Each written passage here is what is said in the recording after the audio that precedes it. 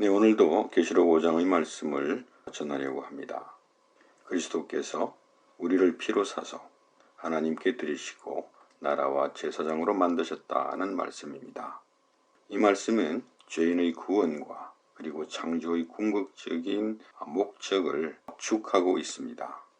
성경은 하나님의 창조와 구속의 역사를 기록한 책이고 창조와 구속의 궁극적인 목적을 기록한 책이죠. 네, 그러니까 이 한마디는 성경 전체를 압축하고 있다고 말할 수 있습니다. 기원전 5세기경에 그리스의 어느 철학자는 이런 말을 했습니다. 신이 살아계시고 전능하시다면 이 세상을 어지럽히고 있는 악을 제거할 수 있을 것이다. 그런데 세상에는 악이 여전하다는 것이죠. 만약에 신이 전능해서 세상의 악을 제거할 수 있는데 아직 그럴 마음이 없는 것이라면 그 신은 선하지 않다는 겁니다. 선하지도 않고 전능하지도 않다면 그건 신이 아니다는 것이죠. 그래서 결과적으로 신은 없다. 그럴듯하지 않습니까? 그런데 이게 사실은 우리 인간들의 사고방식입니다. 지금 우리도 우리 인생 현실 앞에서 비슷한 말을 자주 하거든요. 어려운 일을 만나면 하나님의 사랑이 없어지죠. 전능하신 하나님의 구원이 희미해지지 않습니까? 네, 그러니까 그리스 철학자와 사실상 같은 생각을 하고 같은 말을 하고 있는 겁니다. 내 형편만 보이고 하나님이 어떤 분인지 보이지 않으면 우리는 그럴 수밖에 없습니다. 하나님이 무엇을 행하셨고 무엇을 이루셨는지를 보지 못하면 우리는 그런 불평과 불신에서 벗어날 수 없죠. 그래서 성경이 권면하고 있는 겁니다. 히브리서에서는 예수를 깊이 생각하라고 권면하고 있는 것이고 지금 계시록에서는 십자가의 말씀으로 회개하라고 우리를 권면하고 있는 겁니다. 우리는 십자가의 피로 인한 속죄의 말씀을 듣습니다. 우리가 정말 명심해야 할 것이 있습니다. 하나님이 우리에게 말씀하신다는 사실입니다. 하나님이 우리에게 말씀하셨고 지금도 말씀하십니다. 하나님의 말씀은 능력이 있습니다. 창조의 능력이 있고 부활의 능력이 있는 말씀입니다. 창조의 말씀이요 부활의 말씀은 우리 안에 믿음과 생명을 창조합니다. 사람의 말도 그렇지 않습니까?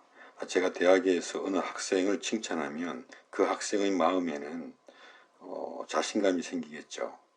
또 혹은 어느 학생에게 넌 왜 그거밖에 못하냐, 넌 뭘 해도 안 된다, 이렇게 말하면 그 학생의 마음 안에는 어두움이 만들어지는 겁니다.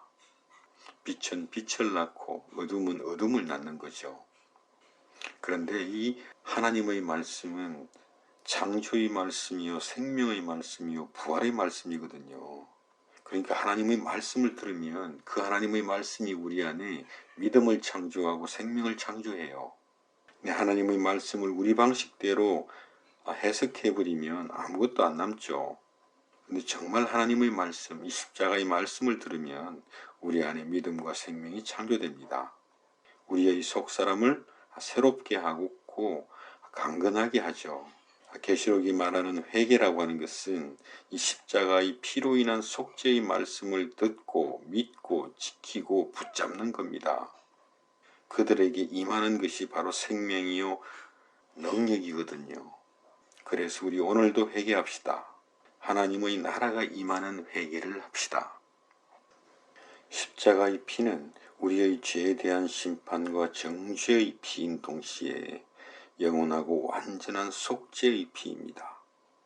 우리의 죄를 지신 예수께서 우리를 대신해서 하나님의 진노를 받고 심판을 받으시며 십자가에서 흘리신 피입니다.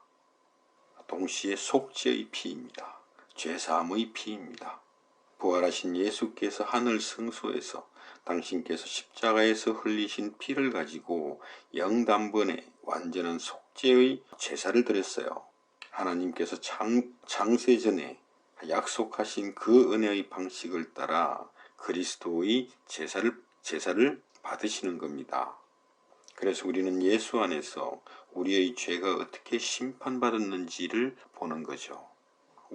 우리의 죄가 얼마나 처참하게 예수 안에서 정죄받았는지를 보는 겁니다. 그 피로 인해서 우리의 죄를 완전히 그리고 영원히 용서하시고 우리를 기뻐하시는 하나님의 얼굴을 부활하신 예수를 통해서 대면하는 거죠.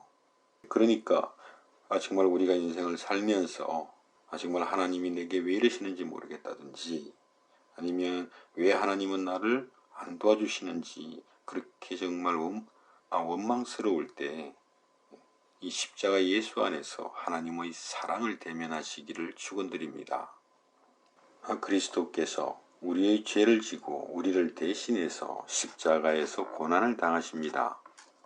여기서 우리는 하나님이 우리를 얼마나 불쌍히 여기시는지 또 그렇게 불쌍히 여기시는 우리를 위하여 그 아들을 십자가의 죽음에 내어주시는 그 하나님의 마음을 보는 것이죠. 하나님의 긍휼하심과 사랑하심과 자비하심의 그 속성을 대면하는 것입니다.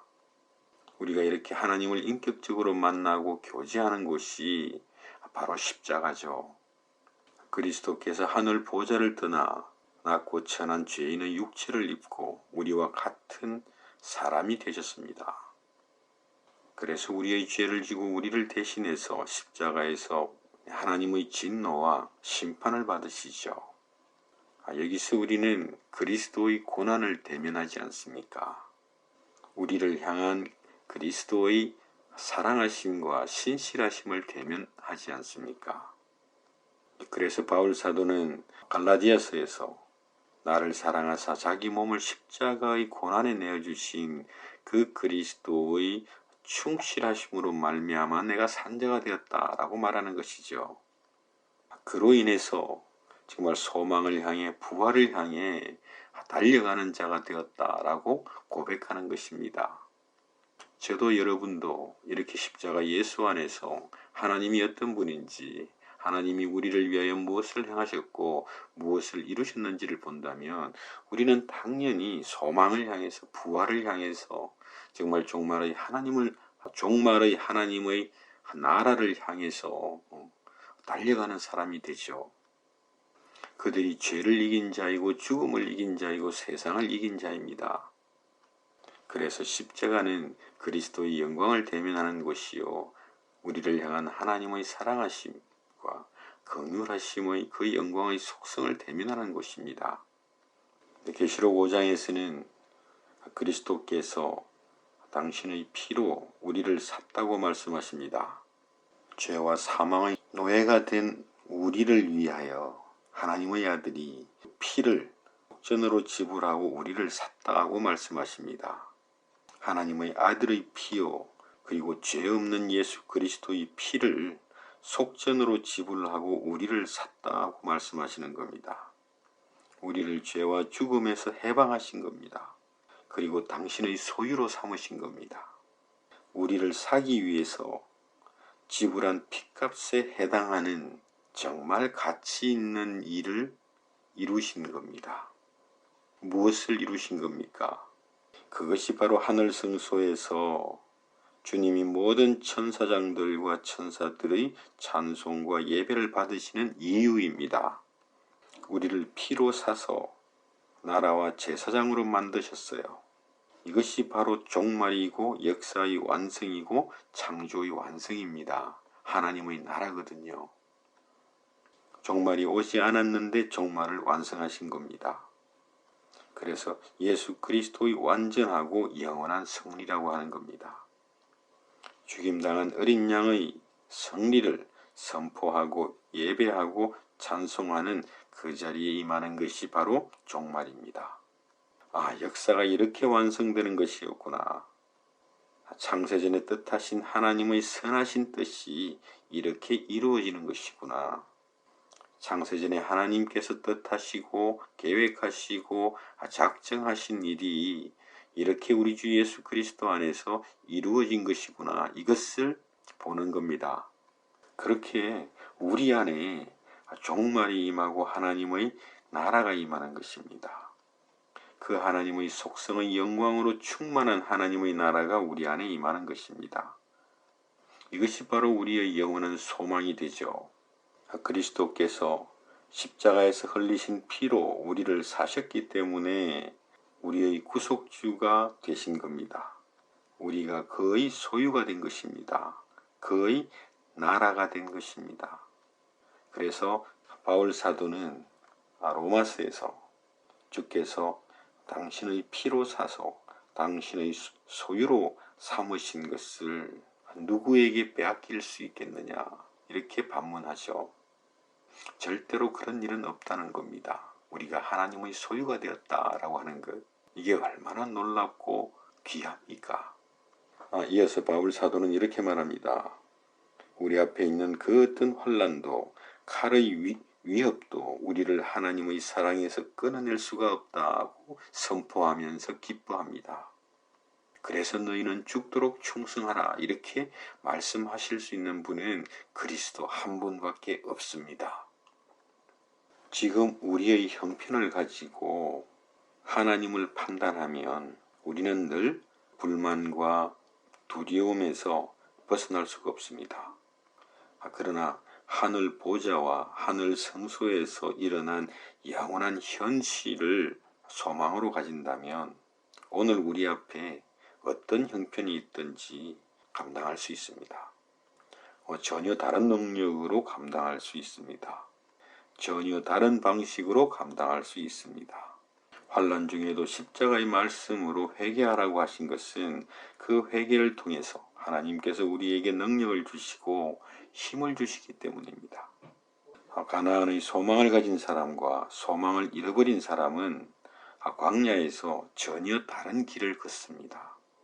광야에서는 소망이 없으면 눈앞의 형편 때문에 불평과 불만으로 죽음의 길을 걸어갈 수밖에 없습니다. 그러나 광야에서, 인생의 광야에서 영원한 하나님의 나라를 소망으로 가진 사람은 광야 길을 걸어가는데 하나님의 도움의 손길에 힘입어 길을 걸어갑니다. 그래서 여호수아는 광야 40년을 회고하면서 하나님이 나를 등에 업고 오셨다라고 회고하는 거거든요. 그런데 많은 사람들은 정말 광야 40년을 생각하면서 지긋지긋하다든지 정말 어렵고 힘들었다든지 이렇게밖에 말할 게 없다면 정말 이렇게 가나안에 오기 전에 이미 다 죽었을 겁니다. 우리가 인생을 살면서 정말 하나님께서 그 예수 그리스도 안에서 행하시고 이루신 그 일로 말미암아 정말 우리를 보호하시고 지키시고 우리를 등에 업고 가신다고 하는 것을, 근데 이 세상에 아직 종말이 오지 않았는데도 불구하고 예수 그리스도 안에서 정말 역사의 종말이, 창조의 완성이 우리 마음속에 있지 않습니까? 그것이 구원이요, 그것이 또한 속사람이죠. 그렇게 하나님의 나라가 우리 안에 임한 것이죠. 그 하나님의 나라는요, 이미 십자가 예수 안에서 우리에게 나타내신 그 하나님의 사랑하심과 그 하나님의 자비하심으로 충만한 나라죠. 하나님으로 말미암아 하나님 안에서 하나님을 인하여 사는, 그것이 바로 하나님의 나라입니다. 우리를 구속하신 하나님의 그 어린 양의 승리를 찬송하고 예배하는 그 자리에 우리에게 충만히 임하는 것이 바로 역사의 종말이요 하나님의 나라입니다. 그래서 계시록 5장의 이 한마디의 말씀이 그렇게 무겁고 그렇게 귀한 겁니다. 우리를 피로 사서 하나님께 드리시고 나라와 제사장으로 삼으셨다. 그래서 우리가 하나님을 예배하는 것 아닙니까? 그래서 우리가 하나님을 섬기는 것 아닙니까? 우리가 하나님을 섬기는 제사장들 아닙니까? 우리가 하나님을 알고 하나님을 섬기는 것은 그리스도께서 우리를 사서 하나님께 드리셨기 때문이죠. 그렇게 우리가 하나님을 알고 하나님을 섬기는 그 자리가 바로 하나님의 나라거든요. 그리고 그 하나님의 나라는 하나님 안에서 하나님과 함께 영원한 나라입니다. 그래서 바울 사도처럼 정말 영원한 나라의 소망, 이미 우리에게 영원한 나라가 임했기 때문에 영원한 나라를 향해 달려가는 것이고, 예수 그리스도 안에 부활의 생명이 우리에게 임했기 때문에 부활의 생명을 향해서 죽도록 달려갈 수 있는 것이죠. 바로 그것이 죄를 이기고 죽음을 이기고 세상을 이긴 자들입니다. 여호수아처럼 정말 하나님의 등에 업혀서 그 인생의 광야길을 힘차게 걸어가는 성도의 축복이 충만하시기를 예수님 이름으로 축원드립니다.